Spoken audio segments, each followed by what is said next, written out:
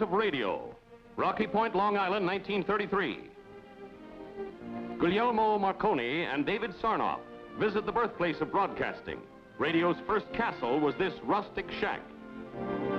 In 1921, radio fans are all earphones listening to a pioneer station, WHN. Crystal Set explorers hear such performers as Miriam Batista, child movie star.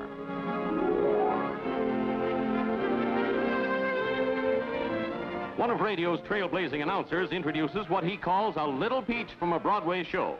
The peach poses, as radio gets called everything from gag to gadget, at best a plaything and a fad. But fate is to make radio a power in a world of peace and war.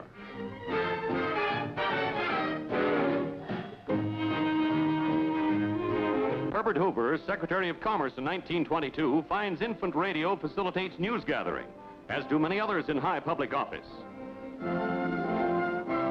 Andrew White comes to a WJZ microphone with the latest news in sports in what is then the latest in broadcasting studios.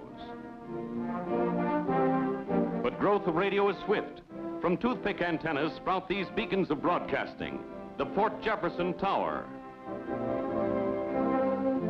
And at Arlington, Virginia, here's one 600 feet high.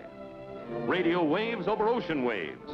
In 1923, one of the first American overseas broadcasts is heard in England by Captain West of the BBC and relayed to all England by a wondrous thing called wireless. Chicago's Edgewater Beach Hotel houses this top studio of its time. Drapes hide microphones, glass walls shut out unwanted sound. Here are among the first motion pictures of broadcasting. Members of Chicago's Civic Opera sing the quartet from Rigoletto. Here's Florence Macbeth and Angelo Minghetti. Famed Uncle Joe Cannon becomes a fan as 19-year-old Marion Talley in 1926 sings in New York for a radio audience of 16 million listeners. Radio is big time, here to stay. In the Marine Room at the Edgewater Beach Hotel, broadcasting branches out. On one of radio's first remotes, the famed Oriole Orchestra plays for an unseen audience. Police discover the power of broadcasting. From mobile units, alarms are sent out to officers equipped with receiving instruments. It's in trial stages now, but it works.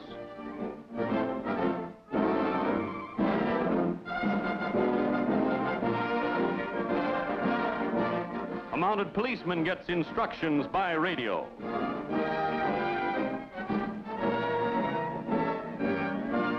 In 1923, baseball goes to bat via radio. World-famous Graham McNamee described the doings of the World Series. It's a hit for the runner and for radio.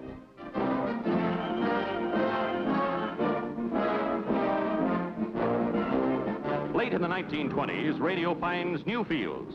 Cloud-bound over the trackless Kansas plains, this airship contacts the Wichita Air Station. The question, how's the weather ahead? And the answer, okay. Wireless aids the pioneers of the sky. Franklin Roosevelt, famous for his fireside chats, makes radio contact between president and people. From the White House, he says, "While I was in France during the World War, our boys over there used to call the United States God's country. Let us make it and keep it God's country." Radio today is different. Powerful networks span the nation from coast to coast. Shortwave radio girdles the globe. Radar has reached the moon.